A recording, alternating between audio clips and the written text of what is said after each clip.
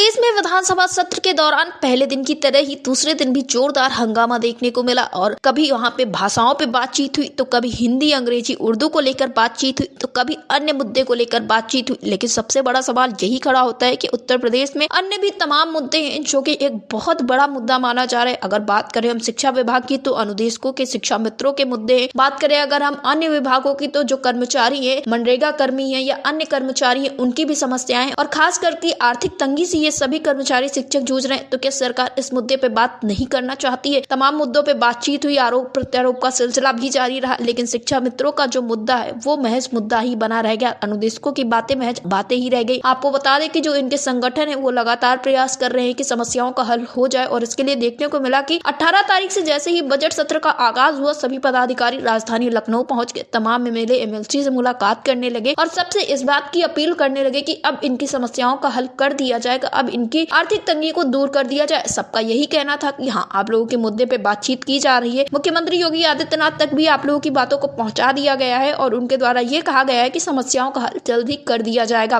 और मुख्यमंत्री योगी आदित्यनाथ गंभीर भी है शिक्षा मित्रों के, अनुदेशकों के मुद्दों को लेकर। लेकिन क्या यहाँ पे महज गंभीरता, महज बातें और सकारात्मकता ही एक बड़ा काम होगा इन शिक्षा मित्रों के लिए? शिक्षा मित्रों का तो यही कहना है कि सरकार के बीच में भले ही बातचीत हो रही है, लेकिन धरातल का क्या? धरातल पे तो कुछ होता हुआ नजर नहीं आ रहा है। शिक्षा मित्र एक एक रोटी के मोहताज होते हुए चले जा रहे हैं। अनुदेशक दर दर भटक रहे हैं अपनी समस्याओं को लेकर। आर्थिक तंगी की वजह से न जाने कितनी सारी समस्याओं का सामना करना पड़ रहा है इन अनुदेशकों को, शिक्षा मित्रों को, और यहाँ तक कि न जाने कितने शिक्षा मित्रों ने अपने जीवन को भी समाप्त कर लिया क्योंकि उनसे इस तरह का जीवन जीना सहन नहीं हो पा रहा था। लेकिन फिर भी सरकार ने कदम नहीं उठाया। फिलहाल तो बजट सत्र को लेकर तमाम तरह की बातें की गई हैं और कहा गया है कि बजट सत्र के दौरान कुछ देखने को मिल सकता है, समस्याओं का हल किया जाएगा, मानदेय में बढ़ोतरी देखने को मिल सकती है। और इसीलिए जो संगठन के पदाधिकारी हैं लगातार प्रयास कर रहे हैं कि समस्याओं का हल हो जाए और तमाम अधिकारियों से मुलाकात की गई, तमाम जो मंत्री हैं, विधायक हैं, उनसे बातचीत की गई है। लगभग अनुदेशक संघ के जो प्रदेश अध्यक्ष हैं उन्होंने 20 से 25 विधायकों से मुलाकात की। इसी तरह से शिक्षा मित्र संगठन के भी पदाधिकारियों ने तमाम लोगों से बातचीत की। इन सारी मुलाकातों का अब फल निकल कर सामने आ पाएगा? क्या इनकी समस्याओं का हल हो पाएगा? सबसे बड़ा सवाल यही खड़ा होता है क्योंकि जो शिक्षा मित्र है उनका तो यही कहना है कि चाहे जितनी भी मुलाकातें कर ले ये पदाधिकारी, लेकिन समस्याओं का हल तो नहीं होगा क्योंकि सरकार करना ही नहीं चाह रही है। दूसरी तरफ सरकार का ये कहना है कि शिक्षा मित्रों को मुद्दों को लेकर हम काफी ज्यादा सकारात्मक है, समस्याओं का हल जरूर किया जाएगा। फिलहाल अब तो कल बजट पेश होना है। एक लंबे वक्त से इंतजार किया जा रहा था कल के दिन का, यही कहा जा रहा था कि बजट पेश होगा तब कुछ ना कुछ देखने को जरूर मिलेगा। फिलहाल अब कल बजट जब पेश होगा तभी पता चलेगा कि आखिर शिक्षा मित्रों के लिए क्या कुछ होने वाला है। दूसरी तरफ जो अन्य कर्मचारी, उनका भी यही कहना है कि बजट सत्र से उन्हें काफी ज्यादा उम्मीदें हैं, तो सरकार उनके लिए जरूर कुछ ना कुछ करेगी। अब देखना ये होगा कि बजट सत्र में क्या कुछ होता है, सरकार की तरफ से क्या रणनीति बनाई गई है, सरकार किस तरह से इन शिक्षा मित्रों की, अनुदेशकों की, मनरेगा कर्मियों की, आंगनबाड़ी कार्यकर्त्रियों की और न जाने तमाम कितने कर्मी हैं उनकी समस्याओं को हल करती है या फिर एक बार फिर से इन्हें नया आश्वासन मिलता है। फिलहाल तो सरकार का यही कहना है कि अब समस्याओं का हल कर दिया जाएगा। अब देखना ये होगा कि कल क्या कुछ सरकार कदम उठाती है, किस तरह से संदेश जारी होते, किस तरह से बजट सत्र के दौरान इन कर्मियों के लिए, इन विभागों के लिए बजट पेश किया जाता है। डेस्क रिपोर्ट, अटल टीवी।